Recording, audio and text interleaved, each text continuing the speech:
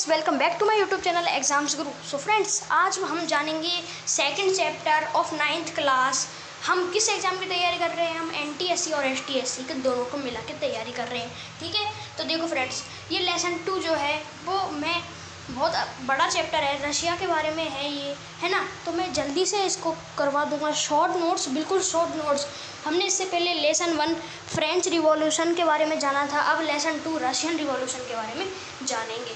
तो ठीक है फ्रेंड्स, वो वीडियो भी अगर आपने नहीं देखी है तो डिस्क्रिप्शन में लिंक मिल जाएगा या फिर आई बटन पे जाके आप देख सकते हो। ठीक है फ्रेंड्स, तो देखते हैं। ठीक है, अब मैं जल्दी बता देता हूँ मैं आपको कि क्या क्या होता है, क्या क्या इम्पोर्टेंट है। तो फ्रेंड्स, फर्स्ट चैप्टर में से ये इम्पोर्टेंट नहीं है, जो मैं लगा रहा हूँ ना वो ही लगाओ। ठीक है, तो इसमें देखो ये पूछा जा सकता है, एक सवाल ये आ सकता है कि लिबरल्स, रेडिकल्स और कंजर्वेटिव्स तीन सोसाइटीज़ थी, ये तीनों क्या चाहते थे? लिबरल्स क्या चाहते थे, रेडिकल्स क्या चाहते थे, कंजर्वेटिव्स क्या चाहते थे? तो ये लगा लेना। देखो भाई, इसका आंसर है मैं बता देता हूँ। लिबरल्स जो थे वो पार्लियामेंट चाहते थे, है ना। ये यूनिवर्सल अडल्ट फ्रांचाइज में नहीं बिलीव करते थे कि हर कोई को वोट देने के अधिकार नहीं होना चाहिए और वुमेन को भी वोट देने का अधिकार नहीं होना चाहिए। लिबरल्स मानते। रेडिकल्स क्या मानते थे कि जो पॉपुलेशन है ना, जिस समाज की सबसे ज़्यादा पॉपुलेशन है वही राज करे, है ना, और ज़मीन सबको बराबर मिले, और ये चाहते थे। और कंजर्वेटिव्स इतना कुछ नहीं चाहते थे। कंजर्वेटिव्स ज़्यादा इंपॉर्टेंट नहीं है वैसे तो। देखो पैराग्राफ में भी मैं बता देता हूँ कौन कौन से पैराग्राफ है इसमें से। देखो एक तो ये वाला, एक इसके नीचे वाला, है ना, ये वाला और ये वाला। ठीक है, ये तीनों में इनके आंसर। ओके, अगर आप ढूंढ लेना इसको, है ना। ये इम्पोर्टेंट है जो मैं आपको बताते जा रहा हूँ, बस ये आएंगे। मैं इम्पोर्टेंट चीज़ें बता दूंगा, उनको टिक करते जाना या फिर लिख भी लेना। जल्दी कर लेते हैं हम। हमारा चैप्टर कुछ ज़्यादा इम्पोर्टेंट, मतलब है तो इम्पोर्टेंट चैप्टर, लेकिन जल्दी कर लेते हैं। आप कहोगे हाँ। अब देखो फ्रेंड, जैसे ही कोई से भी न्यू वर्ड्स हो सारे लगाने हैं हमको। ठीक है, सारे लगाने हैं। ठीक है, ये लगा लेना, ये वाला न्यू वर्ड्स अच्छा है, ये लगा लेना। इनको जो लाइन में बताओ वो लगाते जाना, है ना। और हमारे और कोई इतना इम्पोर्टेंट नहीं है। ये पेज इम्पोर्टेंट आ चुका है। देखो क्या कौन से नेम इम्पोर्टेंट है। ये है रोवर टाउन। कौन है? Rover town. ये इम्पोर्टेंट आ चुके हैं भैया। लुइस ब्लैंक और कार्ल मार्क्स। अब देखो भाई, इसमें से भी बता देता हूँ। देखो तीनों इम्पोर्टेंट है। अब तीनों क्या क्या चाहते थे ये और आना चाहिए आप पे। सो फ्रेंड्स, एक देख लीजिए आप, NTSC प्रीवियस ईयर क्वेश्चन है कि कार्ल मार्क्स क्या चाहता था, तो आंसर आता क्या? आता radically socialist society. Radically socialist society, ये आता है इसका आंसर, है ना। तो इन तीनों को लगा लेना। इनकी डेट याद करने की कोई ज़्यादा ज़रूरत नहीं है, बस ये याद रख लेना क्या क्या चाहते थे। रॉबर्ट टाउन कोऑपरेटिव सोसाइटी चाहते थे, ये भी कोऑपरेटिव, प्रॉफिट बांटे, काम के हिसाब से प्रॉफिट मिलना चाहिए। लुइस ब्लैंक चाहता था। कार्ल मैक्स मैंने बता ही दिया है। ठीक है, मैं आपको चैप्टर समझाने लगा ना तो आपको पता है कितना बड़ा चैप्टर है ना।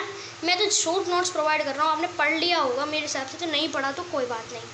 देखो और बता देता हूँ मैं इम्पोर्टेंट चीज़। ये फुल फॉर्म्स SDP, मतलब कि SDP जर्मनी में SDP थी। सो फ्रेंड्स, जर्मनी में थी SDP, है ना। ये लगा लेना जो लाइन में लगा रहा हूँ। लेबर पार्टी थी ब्रिटेन में और सोशलिस्ट पार्टी थी इन फ्रांस में। ठीक है, बस इस पेज में और कुछ नहीं लगाना है आपको। नीचे चल जाइए, ये आ चुका है हमारा इम्पोर्टेंट पेज। यहाँ से कहानी स्टार्ट हो चुकी है। सबसे पहला वर्ड 1941 में, ये लगा लीजिए, लाइन लगा लीजिए, अभी लगा लीजिए। ठीक है, बस इस पेज में यही था, ज़्यादा कुछ नहीं है। और अब इसमें देखिए, इसमें क्या क्या लगाना है आपको। अच्छा पेज है ये, इसमें बहुत कुछ लगाना है। देखो फर्स्ट में तो कुछ ज़्यादा इम्पोर्टेंट नहीं है। देखो सेकंड में क्या लगाना है। देखो सेकंड में लगाना है, देखिए रशिया में, और रशिया को बहुत ज़्यादा नुकसान हुआ था पहली बार। इसमें वो पेज अभी आएगा बाद में। ये हाँ, ये वाला पेज है, इसमें से मैं बताऊंगा। अभी पहले इसमें से बता देता हूँ। देखो क्या क्या था। देखो भाई, 85% जो लोग थे ना वो तो क्या थे, रशिया में क्या थे, एग्रीकल्चर पे डिपेंड थे, है ना। और सोशलिस्ट रिवॉल्यूशनरी पार्टी 1900, ये लगानी है आपको, है ना। मैं सब बताऊंगा, खाएँ सब बता दूंगा। इसमें तो ज़्यादा कुछ है नहीं, वैसे ये तो इंट्रोडक्शन है, ज़्यादा इम्पोर्टेंट नहीं है ये पेज भी, है ना। ये लाइन लगा सकते हो भले आपकी सबसे अच्छा मैटर वर्कर्स को मारा, है ना। तो अब दूसरे पेज पे जाते हैं। अब देखो दूसरे पेज में क्या क्या इम्पोर्टेंट है। दूसरे पेज में ये लाइन लगा लीजिए, ये लाइन लगा लीजिए, ये लाइन लगा लीजिए, ठीक है। ये लाइन लगा लीजिए, बस लगा ली। आप सोच रहे होंगे कितने अच्छा, मतलब कितने शॉर्ट है, बहुत ज़्यादा शॉर्ट, ज़्यादा लगाने की ज़रूरत ही नहीं है आपको कुछ भी। अब और बता देता हूँ मैं आपको। हाँ, ये है वो पेज जिसकी मैं बात कर रहा था। इसमें बोल देखो भाई, ये लाइन लगा लीजिए। कौन सा साल सबसे बुरा गया? 1904, है ना। और देखो 1905 रिवॉल्यूशन, 1905 रिवॉल्यूशन कब हुआ था? 1905 रिवॉल्यूशन मतलब रिवॉल्यूशन कब हुआ था जिससे ड्यूमा आया था। देखो ये पूछा जा सकता है कि जर्मन का जो पार्लियामेंट था उसको क्या कहा जाता है? ड्यूमा कहा जाता है। क्या कहा जाता है? ड्यूमा। ये वाला पैराग्राफ मोस्ट है, ठीक है। ये वाला पैराग्राफ मोस्ट है, बहुत ज़्यादा क्वेश्चन आते हैं, ठीक है ना। और ये देखो ब्लडी संडे, ये आ सकता है ब्लडी संडे कब हुआ, ये भी अभी मैं बताऊँगा। देखो ये इधर सम इम्पोर्टेंट डेट्स आएगी, उसमें से लगा लेना, उसमें सब मिल जाएगा आपको, ठीक है। और देखो इसमें क्या क्या इम्पोर्टेंट है। इसमें ये आ सकता है ज़ार की पत्नी का नाम क्या था? ज़ारीना अलेक्जेंड्रा। ये लाइन लगा लीजिए, ठीक है। अब आगे बढ़ते हैं। बड़ा चैप्टर है, ऐसा लग रहा होगा बड़ा है, लेकिन इतना बड़ा तो है, लेकिन मैं जल्दी करवा रहा हूँ। देखो रशिया की कैपिटल कौन सी है? उस ज़माने में थी पेट्रोग्राड, लगा लीजिए पेट्रोग्राड। लेकिन इस ज़माने में कौन सी है? मॉस्को। क्या है? मॉस्को, लगा लीजिए ये वाला भी, ठीक है। और ये लगा लीजिए कि रशिया जो है ना, रशिया में वुमेन्स डे कब आता है? 22 फरवरी को आता है। क्यों? 8 मार्च को आना चाहिए, लेकिन रशिया में चलता है कौन सा कैलेंडर? Julian calendar. तो जूलियन कैलेंडर 15 दिन पीछे होता है, इसलिए ये 22 फरवरी को मनाया जाता है, आप देख सकते हो। और ये नाम को बिल्कुल अच्छे से कर लीजिए, ये वाला सोवियत, ये नाम बहुत बार आ चुका है, इसलिए इसको सोवियत को याद रखना। मीटिंग कहाँ हुई थी? सोवियत में हुई थी। अब और बता देता हूँ मैं आपको।